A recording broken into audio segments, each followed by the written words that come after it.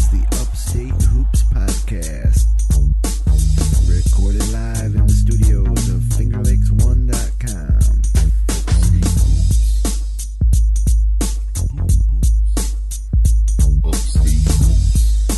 Let's give it on. Welcome, Finger Lakes area basketball fans, to a special post-game and late-night edition of the Upstate Hoops Podcast. Tonight is Thursday, December 6th, 2012, and this is episode number 5 of Season 2. I'm Jim Sinacropi, and as usual, I'm joined up here in the FingerLakes1.com studio in downtown Seneca Falls with my co-host, Matt Verkey. Hey, Jim, how we doing tonight? Good. Good to have you back in studio. We spent a lot of time together this week. We were just together in Mynderse for the Palmac Mynderse game, which we webcast, where Mynderse lit it up. And then when Syracuse just beat Long Beach State for their third win since our last episode, about 20 minutes ago that game ended. So we're gonna obviously talk about that with Brad, and I'm really excited to talk about Syracuse tonight. Yeah, they've had 3 games since last Thursday, since we last put the Upstate Hoop show on. So we got 3 Syracuse games to go over, and then really the high school basketball Section 5 really kicked into full gear this week with league play. We did a webcast Tuesday night that turned out great, and Mynderse played really well in that game, and here we are. We're going to pick our first Section 5 players of the week of the year, who will then win a FingerLakes1.com t-shirt. Nice. So have that to look forward to. We'll talk about a lot of things tonight, but we wouldn't be talking about anything if it wasn't for good old Midday, Mynderse, and Ricci, your hometown personal injury attorneys. If you've been injured and deserve compensation, call the Finger Lakes Personal Injury Hotline at 315-568-0911. And also Generations Bank, with locations in Auburn, Geneva, Phelps, Seneca Falls, Union Springs, Waterloo, and coming soon, Farmington. Visit them online at mygenbank.com. And, of course, the Omen Theater, celebrating their 98th anniversary this month. Visit omentheater.com for showtimes and coming attractions. A little something different tonight, Verk. We did webcast that game in Mynderse, and Mynderse scored 35 first quarter points and continued their hot shooting into the second half. And so our stat video team here at the Upstate Hoops Podcast threw together a little montage of every bucket that Mynderse scored in the first half. Because it was, we saw it firsthand, and it was quite a performance. Yeah, I think they had 9 3-pointers in the first quarter alone. Was that at halftime? You know what? I think they had 9 in the first quarter because they scored 35 points, and 6 different players hit a 3-pointer in the first quarter. And, it was just an unbelievable shooting night by them. So let's run this clip. It's about 3 minutes long. You're on color with Dave Barnick on the call for every point that Mynderse scored in their season opener on Tuesday night at Arthur L. Baker.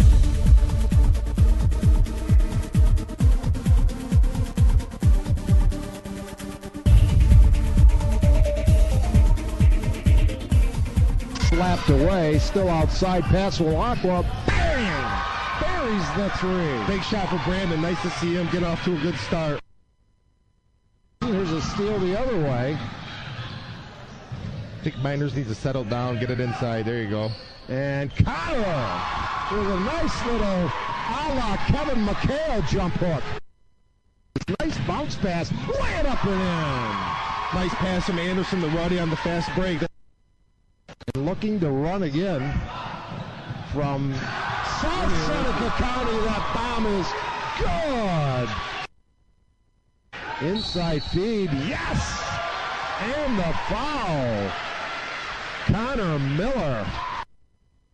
Movement. There's an open 3 from the wing. Swear. That's what they want him to do. Come off the bench and hit the 3s. Player of the year last year, Bryn Lauer. But once they get her back, I think they'll look to make some improvements. There's Kerher again. And Kerher with 2 trifectas.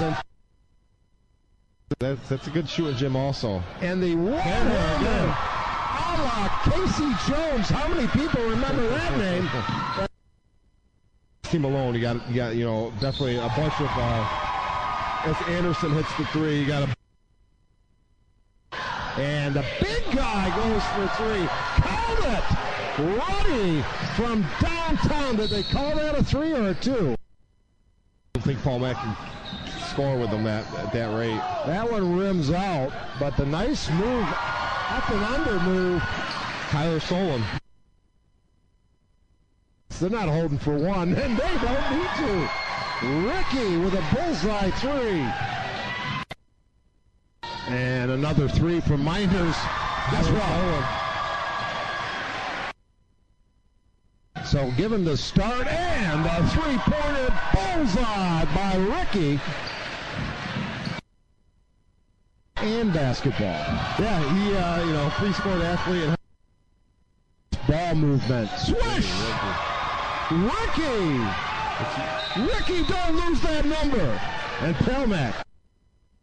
Game for, oh no. Oh my! Ricci, don't lose that number.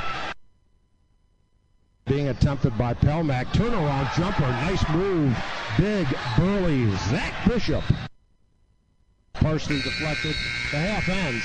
A torrid scoring array. There's going to be more three-pointers scored in this first half by Mynderse than a lot of teams will get in a full month of play. No doubt about that. No doubt about that. Dave Barnick on the call with Matt Verke on Tuesday night inside Arthur L. Baker, and it was amazing. I mean, the thing about three-point shooting like that is that this line's the same as it is in college. Jimmy Ricci had a game like James Sutherland had the other night, where everything was falling, and then Liam Caraher's a sophomore in his first varsity game, hits 4 first-quarter threes. Yeah, we talked about it during the webcast there, but Liam comes off the bench as a sophomore, first varsity game. He knocks down 4 out of his first 5 three-pointers. And really everybody, that was what I took away from the game was, I was a little worried about Mynder's depth, and pretty much everybody put in there contributed in one way or the other, and they all played well as a team. They really looked for each other. We talked about Brandon Pasqualacco, who's a Fab 5 player, a 4-year starter. Really, I think he attempted 1 or 2 shots in the first half. He ended up with 8 assists and 11, 12, 13 points or something, but didn't really need him to do a lot because everybody else was hitting shots, and if they get 6, 7 guys hitting three-pointers, they're just going to be really hard to guard, and you got 2 big kids inside. They're athletic, they're quick. In addition to the guards that we've been talking about, Jason Anderson had 12 points and 7 steals. Luke Ruddy had 14 points, 10 rebounds. Connor Miller had 10 points and 7 rebounds. We kind of come to expect that out of Ruddy. It's great to see out of Connor Miller. And, on the other end of things, Pelmack's Chris had a great game. I mean, he was tough. Yeah, Pelmack's got a young team. I believe they lost all 5 starters from last year. So, they're kind of relying on some JV players and some kids who came off the bench last year. But, we talked about it a little bit ago. They were down 20 at the end of the first quarter. I think, they end up losing by, 23 points. So for the last 3 quarters, they only lost by 3 points. So, after the, and it was just an onslaught in that first quarter. It was unbelievable. Everything that Mynderse threw up went in. I just think if they were playing, if Mynderse was playing anybody, they would have, it would have been tough for the other team. But, Pelmack's going to improve. They kind of took another beating tonight. Geneva beat up on them again, but, Geneva's maybe, the second best team in the league. So for a young Pelmack team, I don't think the schedule could have started any worse for them playing, a Mynderse team who's won, almost 50 games in a row in the league and then going, getting Geneva in the second game. So, well, Mitchell Chris, 22 against Mynderse. How many did he have tonight against Geneva? He had, let's see here. Was that on? He had a 9 against 9. Geneva. Yeah, they must have been focused on him tonight after the nice game he had against Mynderse.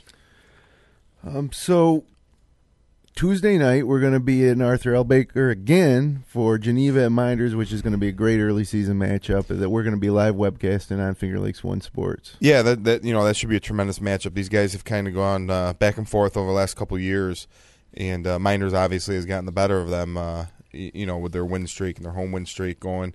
But a few years ago, 2 years ago, Mynderse was down big real earlier, down 18 or 20 points. They came back. Pasqualacco hit a shot to tie it. Mynderse ended up with the ball back. He had a game winner at the buzzer with no time left. Last year Geneva played them tight both times. Geneva's led by pretty much their superstar Shane Sweeney. He's able to, he's a 19, 20 point per game scorer. And then, they got a bunch of athletes around him. Terrell Johnson's tough inside. And, they got guys who can really shoot the ball. Dan Hickey runs the point, I think. Yeah, Dan Hickey. And they got the 3-point shooter there also, who's been there for a few years now.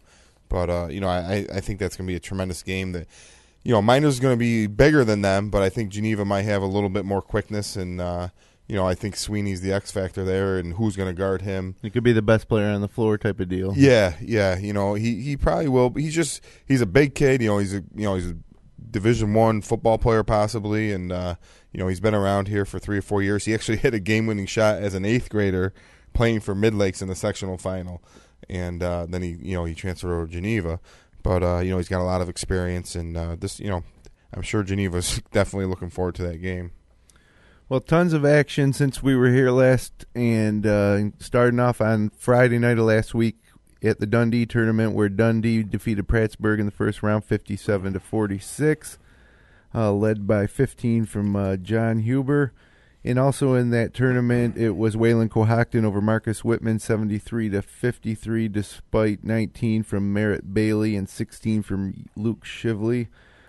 Also on Friday, not in the Dundee tournament, Red Creek returned to the hardwood after not fielding a team last year in the Wayne County League in an out-of-league contest against Webster Christian, and lost 66-39. Elijah Fletcher, 24 points, 14 rebounds, 5 blocks, and 5 assists in that game for Webster Christian. It was Harley Allendale Columbia losing to School of the Arts 76-58, and then in an early season game of some significance in interleague, it was Honeoye defeating East Rochester 48-44. Ben Kratzley opens with 17 points, Brandon Curtis with 10. We'll hear a little bit more about him later. And Phineas Jocks led the way for ER with 15. Yeah, that's a nice win for Honeoye, going over to Wayne County there and beating East Rochester. And then moving forward to Saturday in the Dundee tournament, it was Dundee winning their own tournament 61-48 over Wayland Cohocton to start the season at 2-0. And Marcus Whitman falls in overtime to Prattsburgh 56-53 in the consolation game. Matthew Hull led the way with 20 for the Wildcats there. Another out-of-conference or out-of-section game, it was Port Byron out of Section 3 visiting Romulus South Seneca in the first game for the two merged programs in southern Seneca County. And Port Byron got the better of them, 76-59 for South Seneca. Alex Porter had 14 points and 6 rebounds. Gino, or this is for Port Byron, or is it? No, that's South Seneca. Gino Gulo had 17 points, and Harry Hyde pitched in 10. That's Steve Hyde's son. That's right. That's right. You know Harry, obviously, right? Yep. Yeah, I'm looking forward to we're calling the Naples at Romulus South Seneca game in early January. That's our last game in December? It's coming up. 2 weeks. The 18th, maybe, I think. Yeah. Yep. So we're going to see him firsthand. Naples defeats Bloomfield 42-34. Speaking of Naples, and early college 70, Harley Allendale Columbia 30.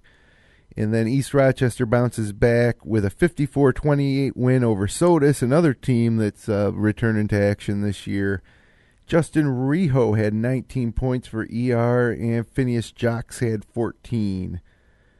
Jonathan Derenbacher had 13 to lead Sodus. Moving ahead to Tuesday. These games were on actually Monday night, must be, huh?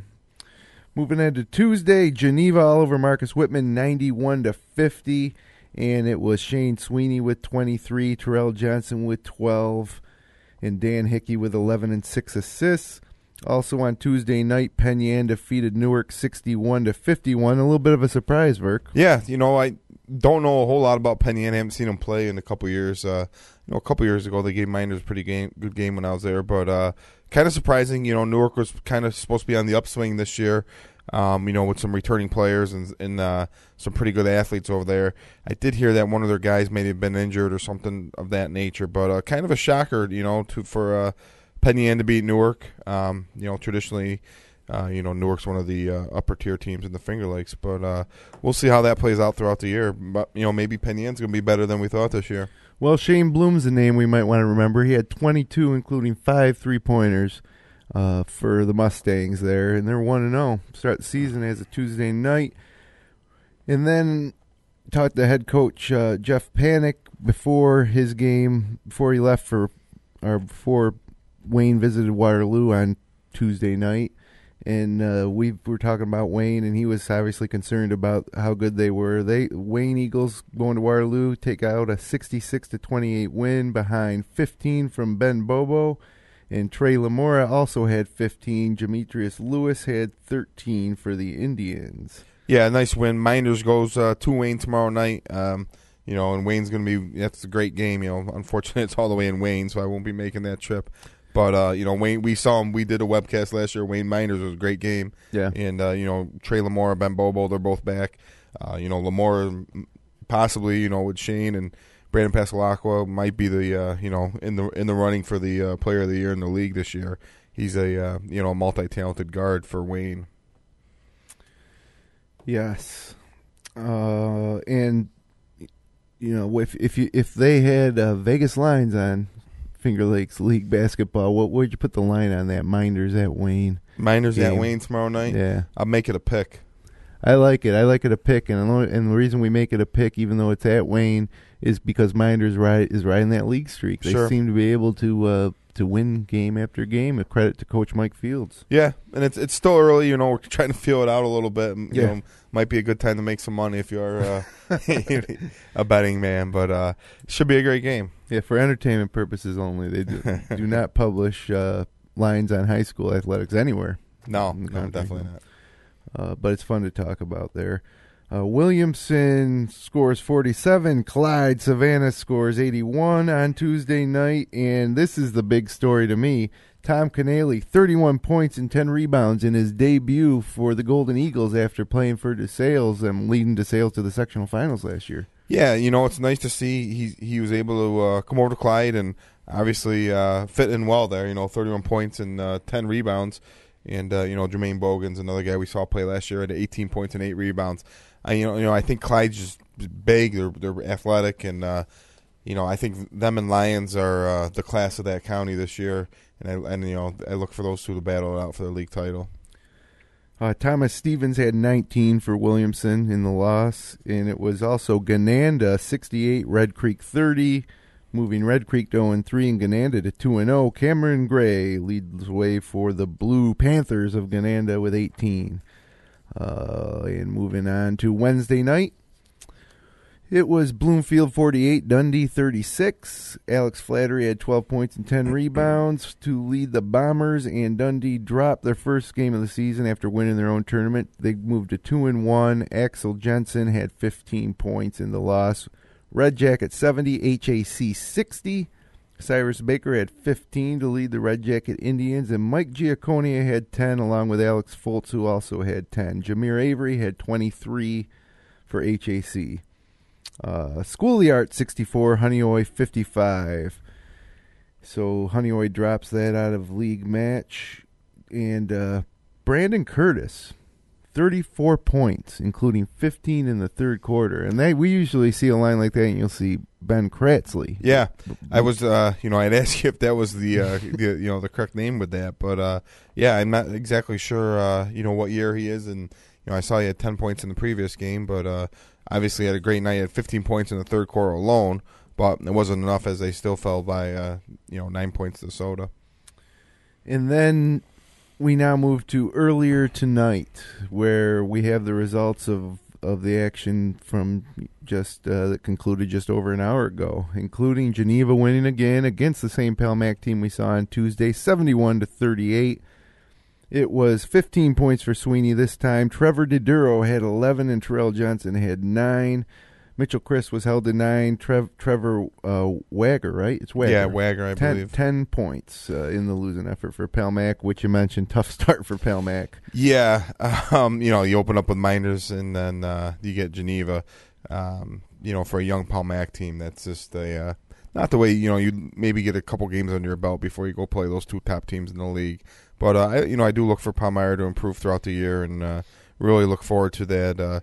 Win or lose for Mynderse tomorrow night, they'll come back and still have the home. Even if they lose, they'll still have that home court streak going for Geneva on Tuesday, and really looking forward to that game. Clyde Savannah was back in action against a team that I believe they split with last year. I may have lost twice. No, they split with East Rochester last year. I think they did split with them.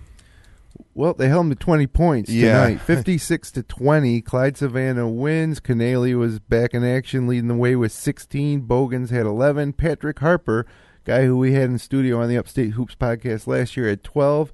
And Cam DeSano, who I can't wait to see again. I can't wait to see if he grew a little more, but he was also in studio last year. He had 9 points and 12 rebounds, and Tom Molisani had 6 assists.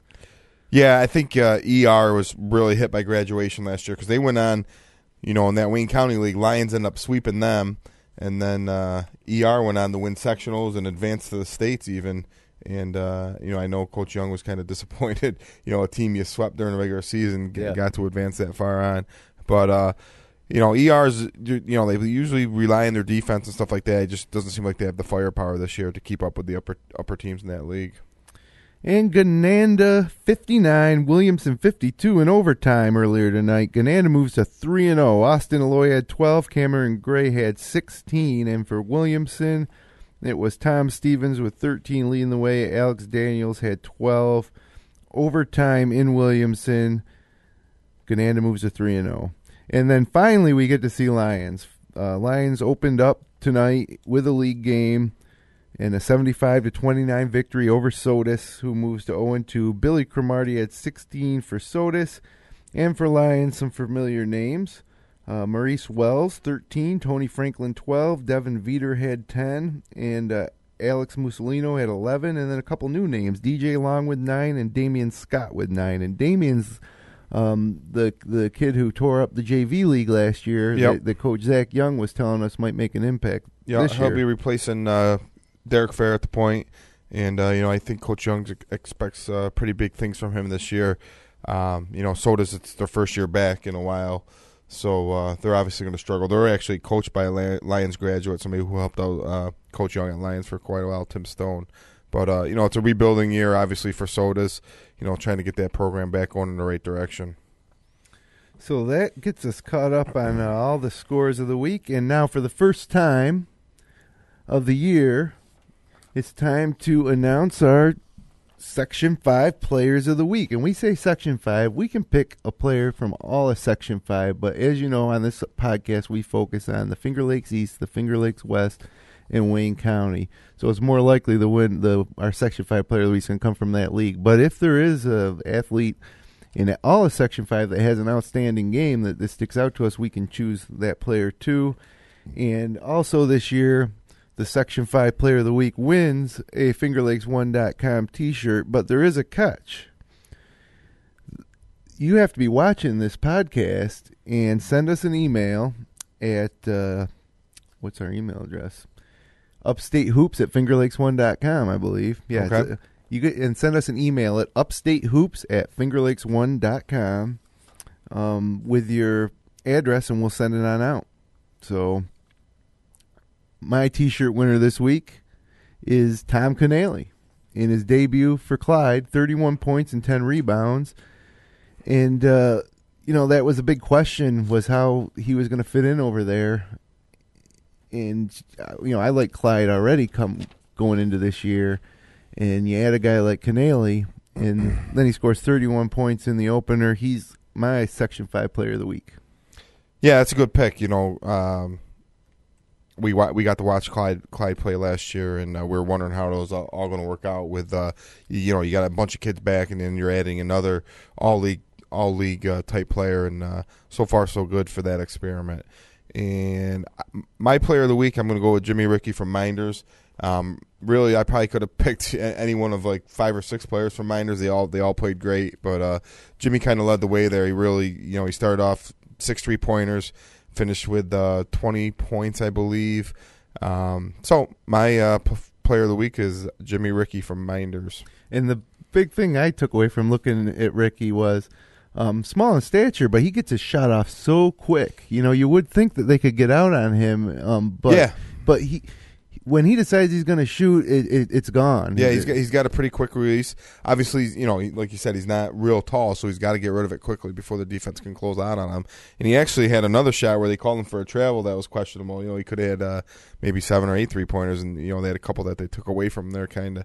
But that whole team really looked for each other, and they shot the ball unbelievably in that game. Yeah, and so a couple of T-shirts for Tom Canale and Jimmy Ricci.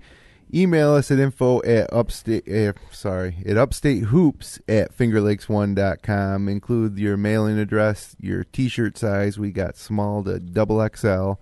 We also got gray or white. So let us know your color preference, and we'll get those right out to you.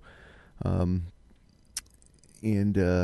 also, if obviously you're a teammate or a friend of one of these kids, let them know that they won the Upstate Hoops Section 5 Player of the Week so they can get their T-shirt. Definitely get the word out. We're just going to ship these things off to the athletic director at each school, but I figured it'd be nice to hear if people are watching the high school players in the area.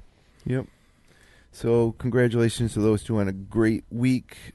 And now something new this year, we got our Finger Lakes basketball top 5. We got the Finger Lakes East, West, and Wayne leagues, and we want our power rankings, our top 5. And I'll go first, Verk. I've got first out Lions. After that convincing win tonight, I kind of want to put them in, but to be honest with you, I made this power rankings before I got all of tonight's actions. Newark drops out with that loss to Penn Yan. They were 5 last week. I got Gananda at 5. Wins over Red Creek and School of the Arts, who beat Honeoye. That was the one that did it for me. They did beat School of the Arts, yeah. Yeah, so, if that was the win that made me say that they've earned their way into the 5 spot, and real interesting to see if Cameron Gray can continue to produce these wins for Gananda.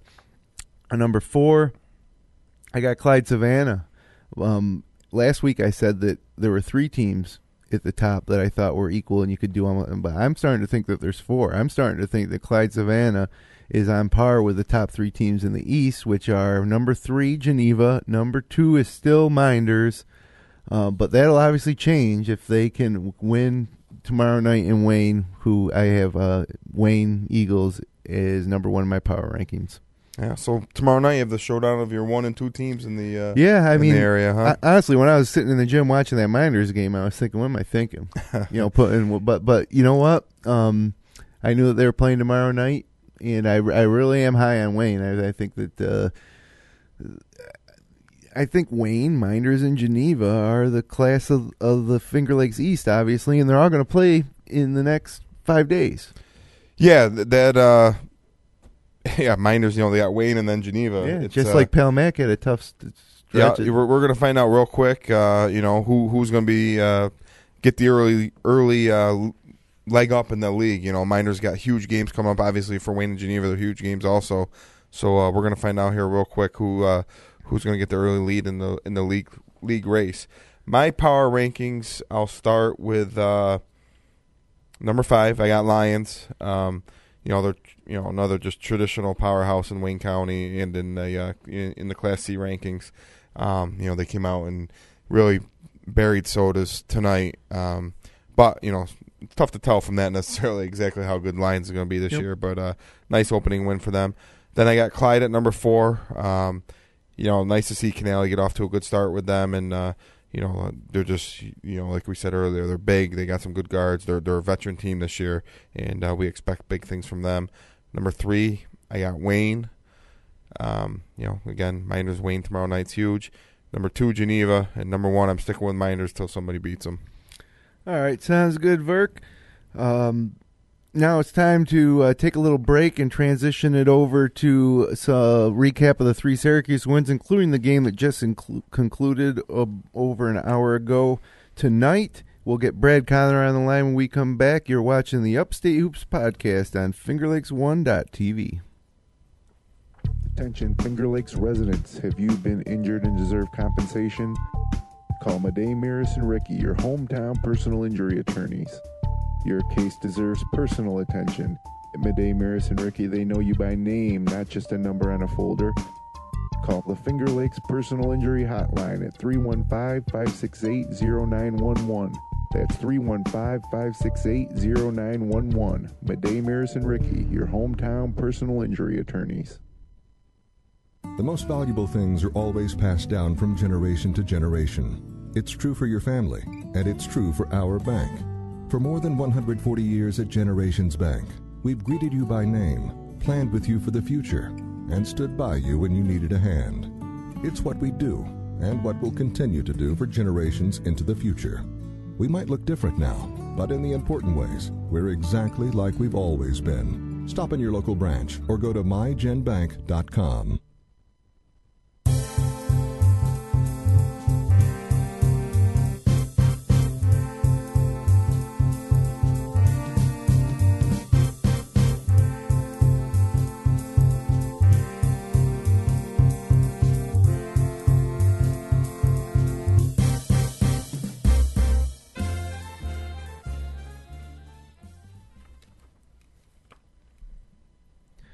And welcome back to episode number 5 of Season 2 of the Upstate Hoops podcast.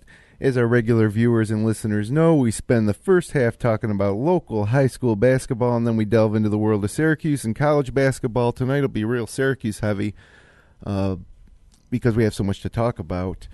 Don't forget about that big William and Mary win either, Jim, tonight. Yep, congratulations, Verk. They're still staying alive for that NCAA berth, the first ever NCAA berth, which I think is a real possibility for them this year. Could be.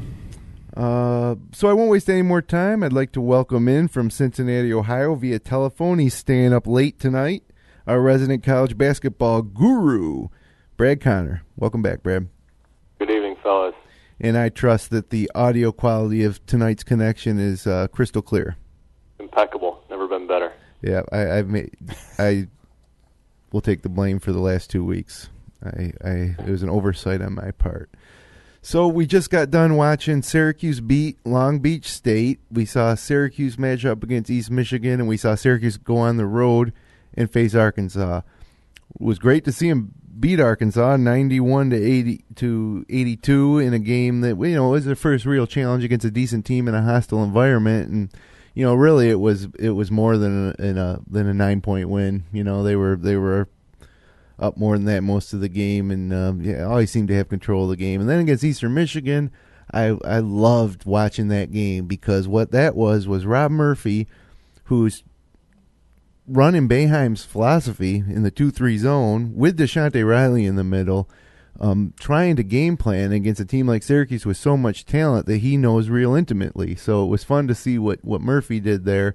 Obviously, there was probably nothing that he could have done, but I feel a little better about Deshaunte Riley transferring because he didn't have too good a game. And then tonight, Trevor Cooney's off the snide. Raheem Christmas, after getting reamed out by Boeheim, explodes for the first time this season and really, shows the potential that we'd hope he'd start to achieve and be more of a presence on both ends of the court. So, Brad, let's start with tonight. What are your thoughts on tonight's win? A good all-around game for a lot of guys. The guys you expect came to play. Carter Williams, obviously. C.J. Fair had a nice bounce back game. He's been kind of middling last couple of games, but he was 16 and 13 is fantastic for him, and that's you'd love to be able to see that night in and night out in the Big East. I think Long Beach didn't present much of a test, and I was kind of I'll admit I was kind of bored halfway through the second half because there wasn't a whole lot of competition going on, and it just seemed like Syracuse could kind of do what they wanted to do, and they get a little floppy sometimes when that happens. And a little surprised Sutherland didn't do a whole lot. Last 2 games ever since Arkansas, he's sort of disappeared a little bit, but that's fine for this team. They've got so many weapons. And he's still playing good defense and pulling down some rebounds. Yeah, he had a couple threes that were unbelievably that they didn't go in, but I just hope this isn't the time when Sutherland kind of disappears. He's done it in the past where he kind of starts out hot and then kind of disappears at times. But he's still playing well. He just wasn't making the shots the last couple games. Yeah, I mean, you're not going to score 35 every night. No, definitely not. I'm not too concerned about Sutherland this year falling into a slump. I just feel like he's a senior now, and he's not worried about playing time, and he's contributing defensively and on the boards. So in addition to scoring, he's a decent interior scorer too. So I'm not too worried about old big game James. The team is better just from watching these last 3 games, recapping the past week. Their offense has been better than I thought it was going to be. They're putting up some pretty big numbers. Michael Carter-Williams has just been outstanding. His turnovers have been up a little bit more than they usually are over the last couple games, but he's leading the nation in assists. He just seems like he knows what's going on. He really gets it, and Another thing he gets is a lot of rebounds. Yeah, he's been close to triple-doubles here a couple games, and I think you're going to see several double-doubles from him with the assists and points. Just a matter of grabbing those, getting up there around 10 rebounds for the triple-double. He's going to get it. No doubt. A couple times, 3 times. And it was, the thing I took from tonight's game also was the 3-point shooting. They've been struggling all year as a team, shooting about 28%. And they really kicked it up tonight. Not sure what they ended up exactly from 3-point line. But, Trish hit some threes early, and Carter-Williams finally hit some threes. I think he came in shooting, 20% from the 3-point line or something. And, it's nice to see some other guys, CJ Fair hit 1 out of 1.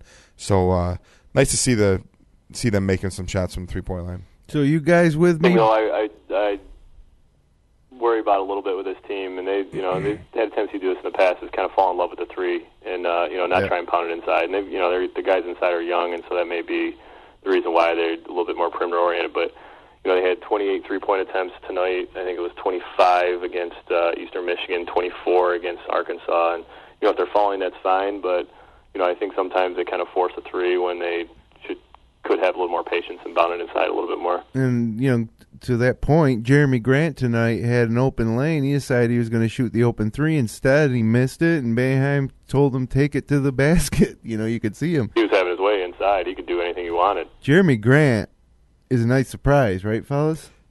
Absolutely. Yeah. He's. I didn't really know what to expect from him, but I think he can make the 3, but it just should be when he's wide open and you know. But he doesn't need the force threes, obviously. He's 6'10" with really long arms and can do a lot of different things. So, he's going to be a great player for them.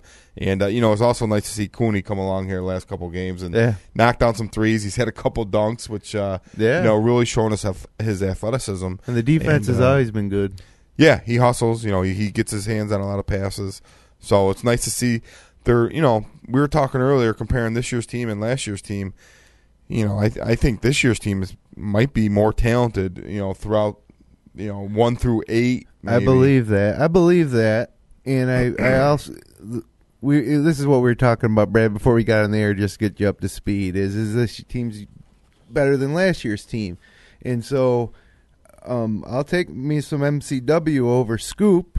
No offense to Scoop, but I like that trade-off. I like James Sutherland filling that Chris Joseph role more than Chris Joseph, to be honest with you, and maybe CJ Fair contributing to pick up the slack. And I love the potential of our big guys, but the one thing I would like to have back is Fab Melo for the defensive presence in the middle of the zone. But one thing I don't want is all the drama that came with Fab last year. I mean, 2 times in the past 4 years, 3 years? Yeah, 2 times the last 3 years, we entered the NCAA tournament without our starting center. And, something like that happening is worse than, anything that these guys could do on the court. And so in that regard, I miss Fab in the center of the zone, but I like Coleman, and I like Christmas, and I like Keita. And you got Jeremy Grant, too, to play power forward, even though he was a shooting guard when he was recruited, and now he's grown to 6'10", and so now he can play big at the 3 or play the 4.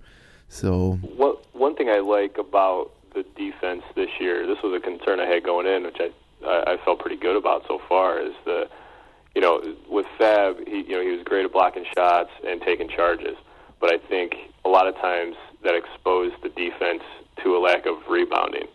And this year's team, I think, is very aggressive on the boards. That's Coleman especially, and he knows that's his role. But I think even Christmas, I mean, I've seen him rebound better this year than I would have ever expected him to rebound this year, because last year he wasn't very active on the rebounds. CJ Fair, great rebounding effort too. Usually, he's always mixing it up in there and getting a lot of boards. He had 5 versus Eastern Michigan. How many did he have? Yeah, 13 rebounds tonight. 13 tonight. Wow. Well, and then even before this game, your leading rebounder on this team was Michael Carter-Williams at the guard spot. He's 6'6", and he gets in there for long rebounds, especially when the opposition shooting 3-pointers, and the rebound's going to come long a lot of times anyway. He's as aggressive rebounding as anybody in there. Trish is a great rebounder out of that 2-spot too. I mean, he's strong. Yeah. So great. Yeah. And just talking about, I was talking to Jim a little bit about Fab Melo and all that. I think Christmas is going to be just as good, if not better, eventually at that spot. He seems he's quicker to the ball.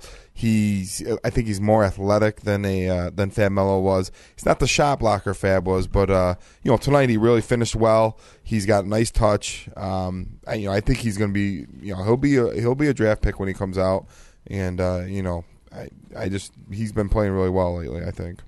I think Fab has excellent timing on the block shots, and that's instinct, and I think that'll come with Christmas. But Christmas is so much more polished offensively. Even as raw as he is, I mean, Fab was never going to be an offensive standout. No. Well, I mean, Fab was great at doing pick and rolls and making alley-oops, and he could put the ball in the basket. He didn't get up and down the floor that great, though, where Christmas can really get out and run. I just think he's a little bit more active than Fab was. He's definitely more athletic. He might not be as tall, but he runs the floor better. And some of the dunks he made tonight were ridiculous. And he makes them look effortless. Yeah, he's a great athlete, and he's definitely better looking than Fab also. That's true. Now, something funny about Fab, on our Monday night on Finger Lakes one, we have the Sauce Podcast, and a new segment that we've had the past couple of weeks has been the Sauce Pod Tweet of the Week, and they've both times been Fab Melo. So Fab Melo's 2 tweets of the week that made it the past 2 weeks. One was, what's this movie on TNT right now? So Fab Melo's sitting up in Maine where he's playing in the D-League, and he's watching TNT, and he figures he'll ask Twitter instead of hitting the guide button. And you know what movie it was that Fab was watching? Shawshank Redemption, I'm sure. No, it was the movie about the in the South, Mississippi maybe, where everybody thought the black man didn't do it, and in the end they found out he did. A Time to Kill, or does that sound correct, or is that James Bond? No, A Time to Kill is it was a book where everybody knew he did it in that movie, though. I don't think he's thinking about A Time to Kill. It's with what's his face there. Well, this really isn't a movie show, but Fab was watching this movie on TNT. Now, the next week, Fab Melo also won the Tweet of the Week on the Sauce Podcast, and he tweeted, "Ha ha ha! I look so funny in this compact car." So apparently, Fab's being a little economical now that he's up in Maine instead of in Boston, and has purchased a new compact car. So a little Fab Melo there for you this week. He's a great follow on Twitter. I would highly recommend that. So we were talking about Raheem Christmas. There was a little bit of a turning point tonight where Christmas didn't get out on a shooter. And Boeheim really laid into him, unlike he has to anybody yet this year. The same way he maybe did with Dion last year, the same way that some of his other former whipping boys, Paul Harris. It was that type of reaming. And right there on television, Christmas was a little bit upset about it, and Boeheim kept saying, "You got to get out on the shooter. That was you." And he grabbed Coleman to sub him, and then he pulled Coleman back. I don't know if you guys saw this, but then Christmas goes back on the course. Carter-Williams says something to him, and then Christmas exploded. Right after that was when he really took over the game for about a 3-minute period. Yeah. he had some, obviously he was a little upset, and he took his aggression out with a couple dunks. It's great to see because a lot of times when people get that tongue lashing from Boeheim on the sideline during a game, they come on the bench and just sit, or they kind of disappear and get a little timid. But Christmas, see him bounce back, and I say that's a big moment because Boeheim's kind of publicly challenging him there, and we've seen players. Like Dion his freshman year, for example, he thought he was going to get kicked off the team after an altercation like that on the sideline, and he didn't play for several games. But I like the way Christmas responded a lot better than the way Dion responded a couple of years ago. Yep. So, did you catch that, Brad, when Boeheim was giving it to Christmas? I didn't know. Yeah, Christmas missed the guy in the wing. He hit a three, and Boeheim didn't like it.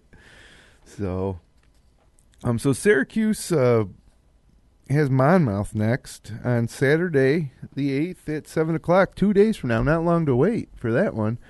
And then they're off for a whole week where they'll end up with Canisius on the following Saturday. So, a couple powerhouses coming in. Yeah, gearing up for the Detroit game on the 17th, the Monday night on ESPNU, that Boeheim may be going for his 900th win that night. And I'm going to that game for sure. Seth Greenberg thinks that game's in Detroit. You're going to have. I heard that. Seth Greenberg's really something, huh? Jeez. Oh boy, he's the next best to Vitale, I'm afraid. Now, how about the halftime show of the game tonight? Did you catch that? Dan Dockich? He loves Jim Boeheim in Syracuse. I had no idea. He went crazy. He was talking about how great the lacrosse program is. He cited the softball program for Syracuse. I love that guy. Let's get him. Yeah, he kind of lost me there for a little bit, really, with some of the stuff he was saying. I don't know how he knows so much about Syracuse, that guy. I don't either. Yeah, I mean, was he a grad? No, he played at Indiana for Bobby Knight. Oh, yeah, that's right. That's right. But he really, really was high on Jim Boeheim, so I'd like to see more of that guy for sure. Another thing we got to see out of Syracuse this week that we haven't seen yet that has me really, really, really excited is their full court press. I mean, that turned it against Arkansas. Yeah, it really picked up the tempo, and they turned it against Eastern Michigan too. They're great. With Michael Carter-Williams, they're just great in transition this year, and it really gets the game going. It seems like half the time though, like half the team's pressing, the other half's not, and they're not in the right spot sometimes. Yeah. I don't think they steal the ball necessarily a lot, but they get the game going quicker, and the other team comes down and shoots the three, and we get the rebound and go. But sometimes it's funny just to watch because it's not a great press, but it does pick up the tempo of the game, I think. Well, I think they got to get better at it. I think they try to take some liberties because they're all so long. I mean, when you got a full court press with 6'5", 6'6" guards, and then behind them you got James Sutherland, and then when you finally do break the press, you got Rakeem Christmas back there, or Baikita. Yeah. Who No, they have the ability to press, no doubt about it, and they got some guys. Defensively, they're just really. We talk about Michael Carter-Williams leading the nation in assists. He's like third in steals as well. So that's it's nice to see. I do like when they press because I like the up-tempo games. I think it fits Syracuse good. It feels like they put that press on when they bring. Sutherland's always been good at that press. He gets on ball and then traps. But then when Jeremy Grant comes in, it seems like that's when they put the press on. That's kind of the secret weapon. He comes in and then they go to the press, and then you've got Carter Williams and Jeremy Grant. Trapping in the backcourt against Eastern Michigan. There's 3 or 4 times. Those poor guys. They had a guard that had it, and he just literally backed up. Yeah. He couldn't back up far enough away from the defense. Murphy had to call timeout once. He's going back toward the baseline. Yeah. Yeah, that Eastern Michigan game started out so bad because that's what Murphy was game planning. The only way he had a chance was to really slow it down, and give Syracuse less possessions. And then, after about 5 or 6 minutes of that, Boeheim was like, enough of this, and he went to the full court press, and we just blew him away. And he pressed, I'd say, between tonight and all 3 games, maybe a little less pressing in the Arkansas game, but he pressed about 30% of the game. Yeah, I felt bad for those guys tonight because they were getting pressed. They were down 25, and they were still getting pressed. Yeah, it was like Louisville type of strategy this year for Boeheim. Who knows? But also just thinking, I was just thinking about Seth Greenberg too, just because because he was such a great coach. Yeah, I was just thinking Virginia Tech's like 8-0 this year, and they lost a couple players that transferred out, and and they got, I think they have the second leading scorer in the country, that Green, their point guard there, And, it's just kind of weird that, he's doing the game tonight and how good Virginia Tech is playing. They're going to be a lock to make the tournament. Yeah, well, that was Greenberg's problem. He would never get him good enough to be a lock to be in the tournament, so he would always whine when they didn't make it. Yeah. But, that Virginia Tech definitely surprising people in the ACC along with kind of Miami. So, I think Greenberg got paid by the word tonight, though. Did you hear one time when they came out of the studio and Greenberg yelled out, "Everybody have a good time watching it, the Crooked Mule"? I didn't hear that. He said he was going to the varsity afterwards, so I did hear that. They showed a picture of the varsity. I mean, at least Greenberg was complimentary of Syracuse, but how can you not be in a game like tonight? It was an exhibition for Syracuse. And he coached at Long Beach State as well. Back. Oh, no kidding. I didn't know that. Brad? Yeah, he did, yeah. Before he went to Virginia Tech, yeah. Okay. Huh. I got a little trivia. I got some trivia for you too, Brad. In the Arkansas game, they had Jimmy Dykes, who couldn't be a bigger SEC homer, who played at Arkansas. I like Jimmy Dykes, though. That guy, Syracuse is in command of that game, and they can't shake Arkansas, can't shake them. They're up by 10 the whole game, 10-15. Well, yeah, I like Jimmy Dykes. We'll have to beg to differ on that one. He's an SEC homer. He didn't annoy me as much as Greenberg did, but it's easy to where his heart was. It's easy to deal with an SEC homer for basketball because they don't have much to fall back on. Not like the 80s and early 90s when we were younger and Arkansas was actually a top 5 team, and LSU had some great years, and now it's just Florida and Kentucky. It's been that way for a little while. Florida did beat Florida State this week, which Florida's good. Yeah. Oh, hammering them. You might find them in my power rankings later because I may have taken a cue from Brad's son Brandon, who predicted Florida would be tough, a couple weeks before even we realized it. So, kudos to Brandon. So moving on, let's see what kind of trivia we have in store tonight. Verk, you said you had some trivia for Brad. Why don't you go first on Connor's Corner? My first question for you, Brad. Where was Dan Monson before he went to Long Beach? Minnesota, I think. Yeah, okay. He just looked familiar, and I couldn't place him. And then they had back-to-back 21 seasons last year. Do you know who the last coach to do that at Long Beach State was? It wasn't Seth Greenberg? No.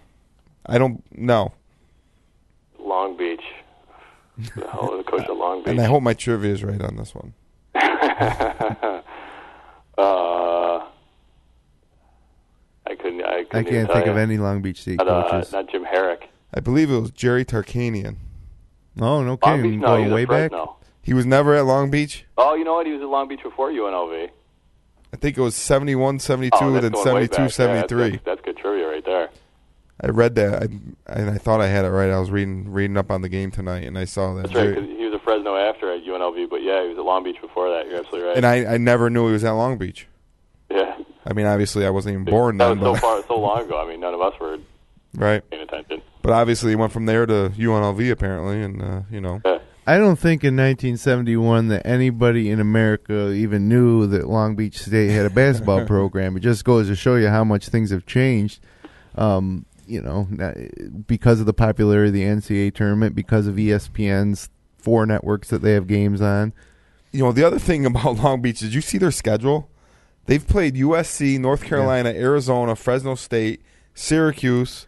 They're playing Ohio State and UCLA coming up. Well, you know what? Let's put ourselves in the position. I know we're in the Connor's Corner trivia segment, but let's quickly put ourselves in the position of a coach at a school like Long Beach State. What kind of strategy are you going to put together to try to build your program? I would schedule everybody I could on the road, and then when I'm recruiting, I'm saying, look, you come to Long Beach State. Sure. We're going to play in Cameron. We're going to play in the Carrier Dome. We're going to play in Ohio State, and we're going to play all these games on national television, and then we're going to compete in our conference for a berth in the NCAA tournament. And, I kind of like that as an incentive to get people to come play for you. You're going to get beat. In a league with UC Irvine and UC Riverside and those guys, you need to beef it up somehow, or it's just not even worth trying to recruit these guys. And, last year, what do you remember from last year's November? I remember that Long Beach State beat North Carolina. Was that last year or 2 years? 2 years ago, North Carolina. Last year, Pitt. Last year, I think, wasn't it? Yeah, it was Pitt last year, North Carolina 2 years ago. So, a program like that, when they play all these games, there's a good chance that they might be able to pull an upset here or there, and that's the kind of thing that people remember. So, kudos to them for doing that. The beach, and that's pretty sweet. True. So, yeah, it's not an MTV show. It's actually a college basketball team. And, it's got to be pretty easy to recruit to Long Beach State. I'm sure it's a pretty nice campus and area. So, I've never been on campus at Long Beach State. Brad, how about some trivia? All right. Since we know it's just a matter of time before Michael Carter-Williams gets a triple-double, and he almost did the other night. Tell me the last triple-double in Syracuse history. Carmelo Anthony. I was going to say Billy Owens. Neither of you guys are right. Okay. So here we go. Just now, the year was 2001. I'll give you that. Oh my! Was Edelin there then? No, he wasn't. Because I thought Edelin may have been able to do that. 2001. So who was on that roster? It's somebody you probably wouldn't expect, but once you hear it, your reaction will probably be, yeah, okay, because it was for me. Who was the point guard in 2001, Burke? I have no idea. It would have been the guy that Edelin followed. It wasn't Jason Hart. Or was it Jason Hart? He followed Jason Hart. Yeah. Because Jason Hart was 2000. But Jason Hart didn't get any triple-double. No, he definitely did not. So it's Hart graduated in 2000, and then this guy took over as point guard the next year. The point guard that followed Jason Hart. Jeez. I should know something like this. I really should. Josh Wright? He later became an assistant coach for Syracuse. It wasn't Adrian Autry. It wasn't Jerry McNamara. It wasn't Lazarus Sims. Who later became an assistant coach? Graduate assistant. And it wasn't... I know who it was. Kid from New York City there, right? Wasn't Josh Wright. Yeah, you're on the right path, Bert. It's... We're number one.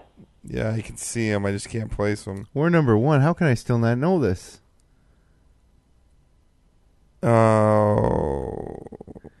It's getting late, Brad. Just give it to us. Alan Griffin. Oh, my, yeah. The assistant coach thing should have given it away. If I'm not feeling good, it must be because it's so late. Alan Griffin against Pitt, February of 2001. 14 points, 10 rebounds, 11 assists. Jeez, I don't even remember that game. And that was 2001? That happened? 2001 is the last triple-double. Wow. So give me names of anybody else you think might have had a triple-double in the history of Syracuse basketball. I got the list in full list right here. Oh, good. This could be fun. I like Billy Owens is one. Owens has not gotten a triple-double. Really?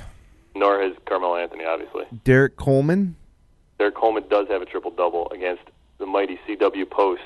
they don't even exist anymore. In 1989, he had 16 points, 11 rebounds, 10 assists. Wow. Really? More triple-doubles.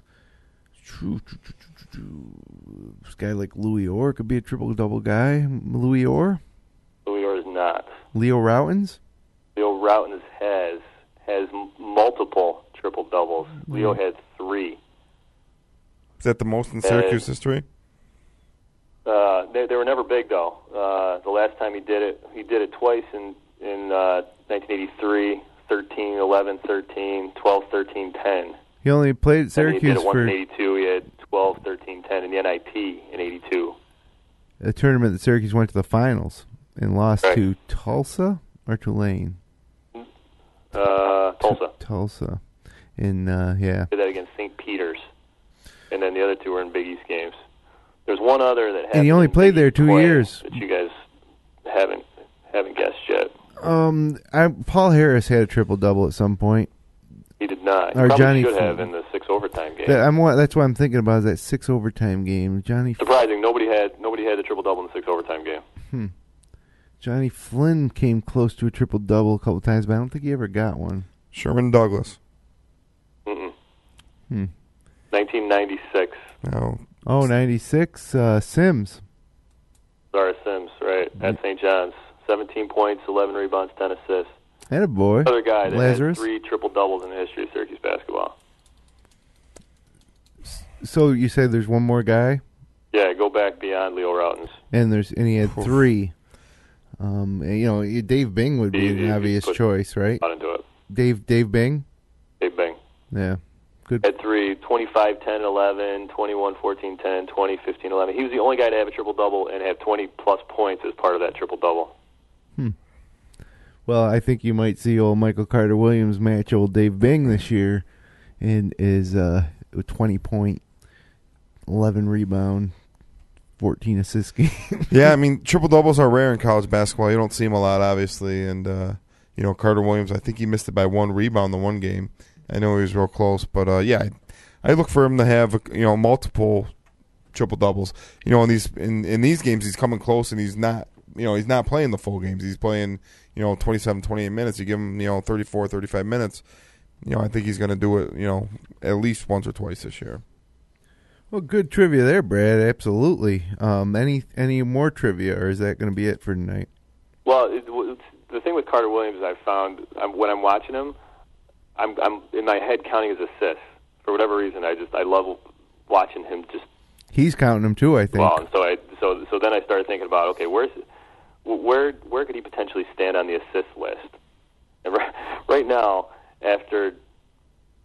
before tonight, so he had, how many assists did he have tonight? He had 10 assists, 11 assists tonight. He's on pace to beat Sherm. Before tonight, he ranked 73rd on the all-time Syracuse assist list.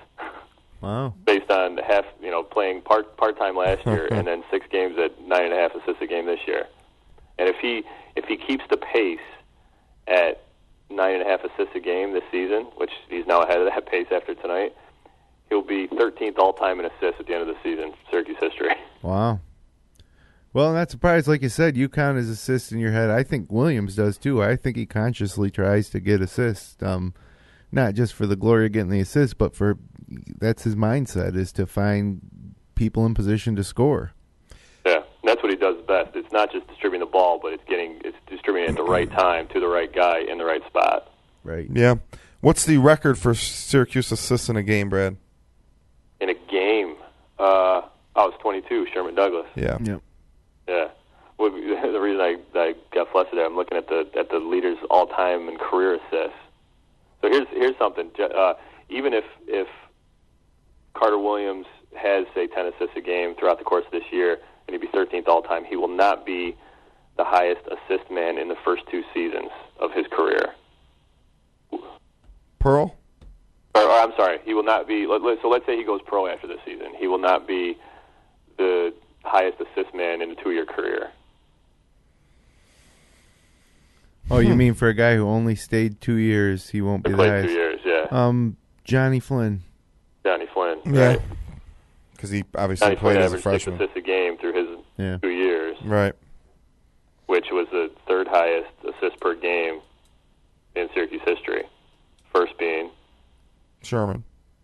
Second is who? Yeah, Sherman's first. Second. Pearl didn't get huge assist numbers usually. He was more of a scorer. I mean, he was a great passer, too. Was it Pearl? Pearl had 6 points. Sherm had almost 7 assists a game in his career. Pearl had 6.7 assists per game in his career. Oh, wow. I guess he was did just have above 6. A few more assists than I remember. Yeah, all back in the mid-'80s, all those assists. And what's funny, if you go back pre-1980, Dale Shackelford was the career leader in assists. So the top 15 assist guys all are post 1980. Sure, because he could just dump it into Rudy Hackett and dish it off to Jimmy Lee or whoever. I mean, those those years are blurry. Yeah. Yeah, but you can point to pretty much any Syracuse statistical category, and the top 20 are all guys that played in the last 20 years. Right. It's a different program now. Yeah. Yep. And a different game. Post shot clock era is going to boost all the stats. Yeah. What's funny is Lazarus Sims is top 10 on the career assist list, and he barely played in his first 3 years. He was that good in his senior year. Yeah, and really he was never a scorer, so he was always looking to distribute. Yeah. And he may have only played that 1 year, but you know what? They played a lot of games that year. Yeah. Sure. Hey, Brad, where's Jason Hart on the career assist list? He's second. Second. Okay. Yeah.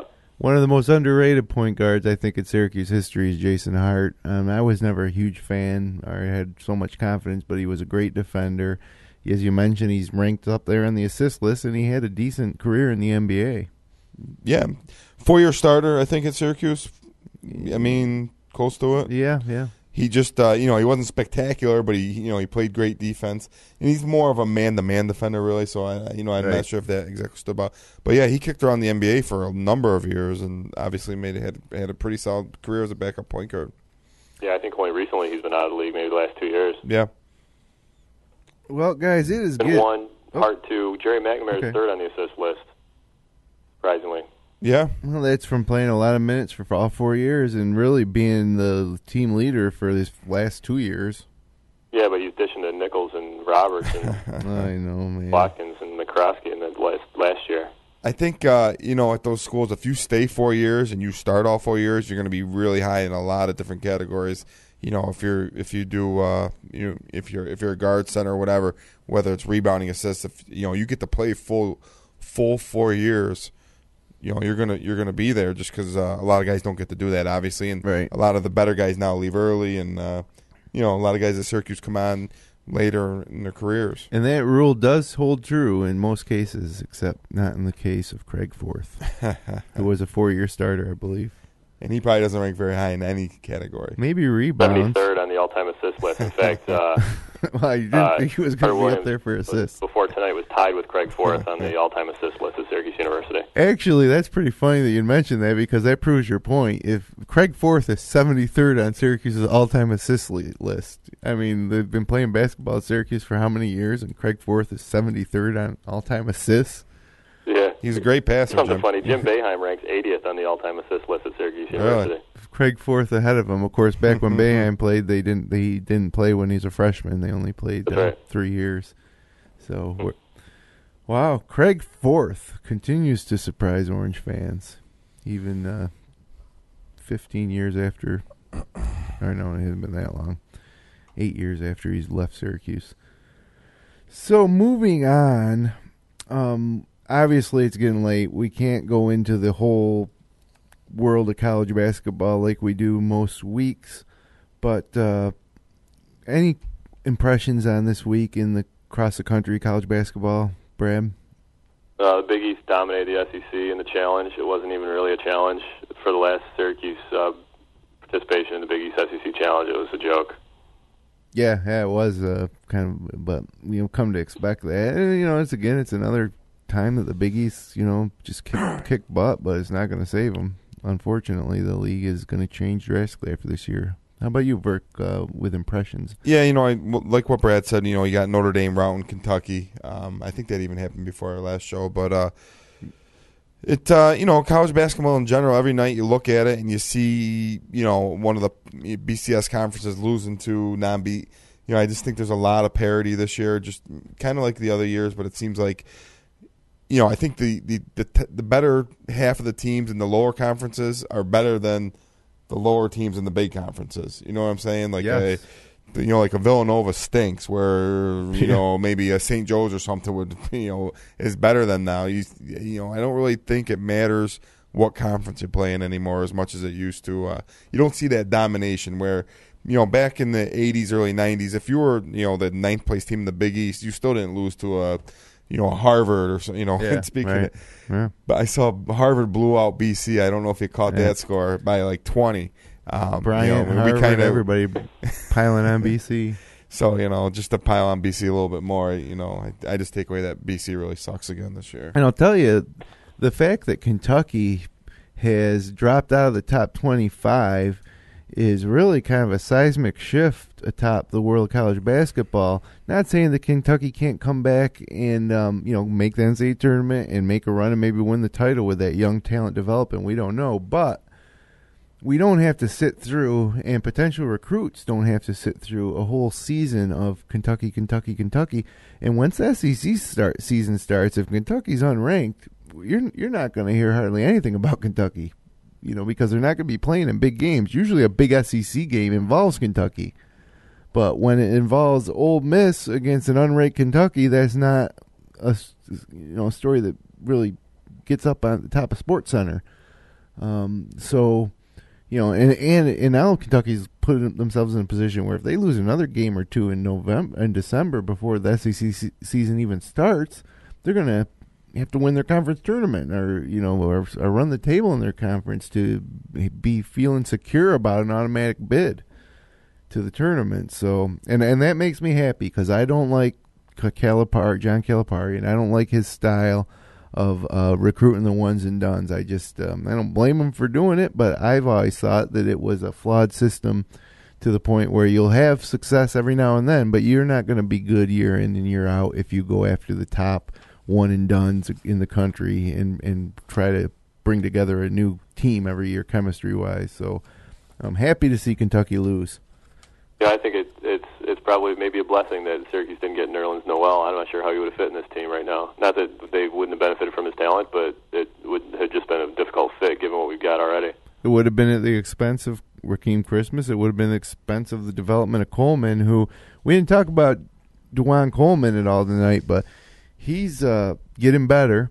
But he's so physical and so tough. He's the type of guy you don't want to play against because you're gonna be bruised. You know, he's still, you know, he's got some work to do. You know, I noticed tonight a couple times he catches it and he kind of takes a while to really gather himself and go up, and you know, and then he just tries to muscle you, which, you know, you're not going to be able to do that at this level. You know, he needs to learn to, you know, catch it and go up quicker. By the time he gathers himself, the defense is there and he ends up shooting some crazy shots sometimes. But you know, we talked about it. He's definitely talented. He's got a nice touch, great moves, and he's just going to get better and better. Well, we're coming up on just past 11:30 Eastern Standard Time here in the FingerLakes1.com studios in downtown Seneca Falls on the Upstate Hoops podcast, sponsored by Mynderse and Ricci, your hometown personal injury attorneys. Call the Finger Lakes Personal Injury Hotline at 315-568-0911. Easy to remember that one, 0911. And Generations Bank online at mygenbank.com, and the Omen Theater. Check out their their listings of shows and coming attractions at omentheater.com, and that's theatre, you know what I mean, at the end, THEATRE, Omen Theater, theatre.com. So, how about our top 5 power rankings for the world of college basketball? I'll go first quickly. I dropped Ohio State out, even though they were in last week and didn't lose, but I had to make room for Florida.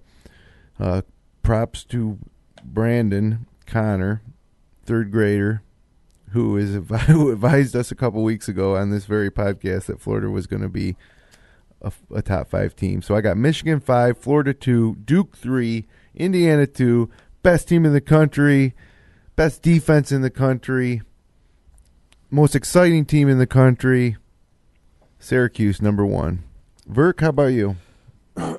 I moved Florida to number 5. You know, I haven't seen them play a whole bunch, but they're really pounding people. Kenny Boynton. Yeah, you know, they're scoring the ball good, and you know, some of these times it's just, you know, Bradley Beal, their stud last year, that was drafted. You know, they lose him. They kind of lose a couple guys, and you get some guys in there, and they just seem to have the right chemistry this year. You know, Billy Donovan's got them playing great. 4, I got Michigan. You know, I just like the way they play. They got a great backcourt. They shoot the 3 ball real well. I got Syracuse number 3, mostly because I just think Duke has better wins than Syracuse does right now. I think right now if Duke and Syracuse played, I would take Syracuse over Duke. But, you know, Duke has, you know, the Kentucky win doesn't look that great anymore, but they beat Ohio State. You know, they got a few good wins, and then I still got Indiana number 1. They're talented, they're deep. You know, they can shoot the 3, they can go inside. So I got Indiana number 1. And Brad, your power rankings? Yeah, mine's not too much different than you guys. I've got Ohio State staying at number 5. Number 4, last week I had Arizona. I moved them out even though they didn't lose. They barely beat Southern Miss, and they turned the ball over 27 times in one game. How do you do that? A little bit more skeptical now than I was. But I put Florida in. I'm listening to my 8-year-old son, who I think is probably smarter about basketball than I am. Teaching us all a little bit about the game. Yeah, I mean, Florida's good, man. They're deep. We all overlooked them. Mike Rosario, former Rutgers guard. I think Donovan's got those guys sharing the basketball, which I wasn't sure about last season much. Patrick Young's a beast inside. If they can motivate him, he's tough. Florida 4, Syracuse 3. Again, I think that they don't have the number one guys. They're the best team in the country. So I've got Duke 2 for that reason, and Indiana 1. All right, fair enough. Hey, Brad, before you go, did you check out that Minders game at all? I did. In fact, I saw Dave Barnick give me a shout-out. I was shocked. Oh, that's right, he did. We promoted the Upstate Hoops podcast, and Dave, he also gave your mom and dad and your sister a shout-out. I know it. Counters everywhere. Nice to hear the voice of Dave Barnick doing Finger Lakes basketball yet again. Especially in a game when Minders scored 35 points in one quarter. I don't know if you caught the montage at the beginning of the show, but Barnick had plenty to get excited about. Some of my favorite calls were the first one of the game, Pass el Aqua, bang! And I also... It's almost like him announcing Jeremy Hunt from 3 at Geneva in circa 1990. Except that would have been Brick. Yeah, Barnick, right. That's our producer, Jeremy Hunt, over here, taking the brunt of Verk's at Geneva, ribbing. Brad, 27 for you, right? Yeah. Still remember that one. I won think my T-shirt. Jeremy was suspended for going to the Motley Crue concert. Ricky from South Seneca County, swish!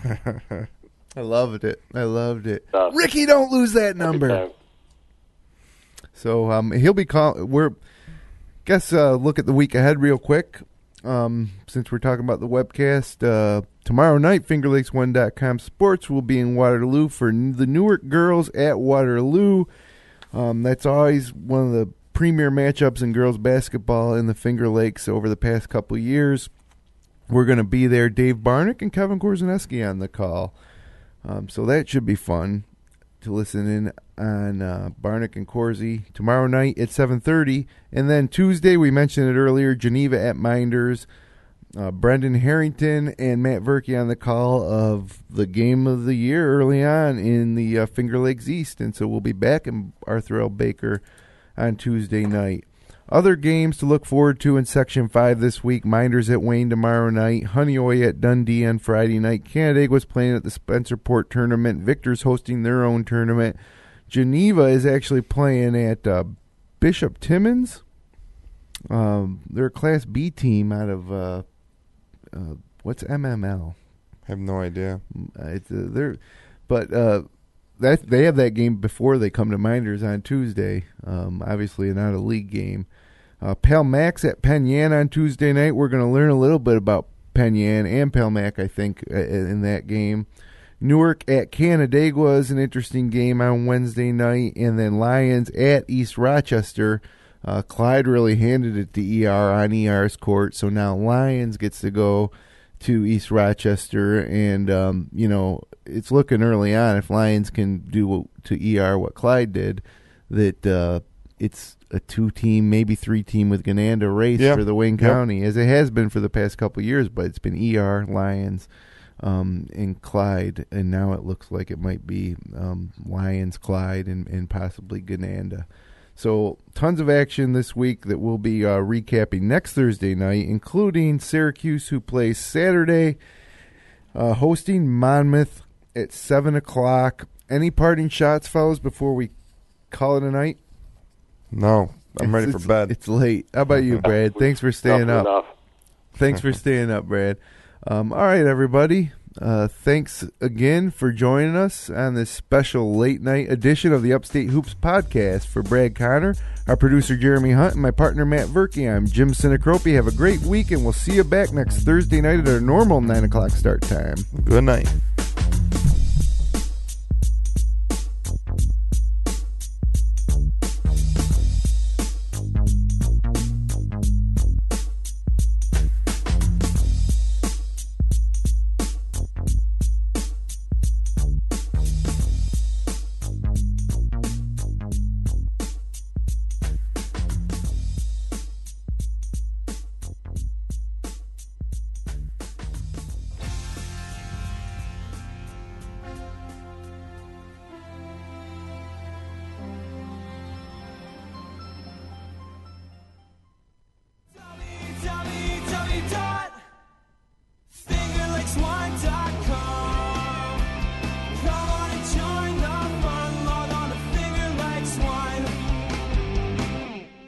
www.fingerlakes1.com.